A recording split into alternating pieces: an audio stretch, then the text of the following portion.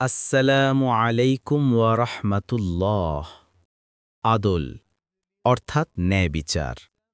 ইসলামে আদল দ্বারা শুধু আদালতের কথা বোঝানো হয়নি, বরং এটা হল জীবনের প্রতিটি সম্পর্কে ভারসাম্য ও সততা রক্ষা করা। আল্লাহ বলেন, নিশ্চয়ই আল্লাহ তোমাদের আদেশ করেন ন্যায় বিচার করতে, উত্তম কাজ করতে আর আত্মীয় স্বজনকে দান করতে। সূরা নাহল আয়াত ৯০।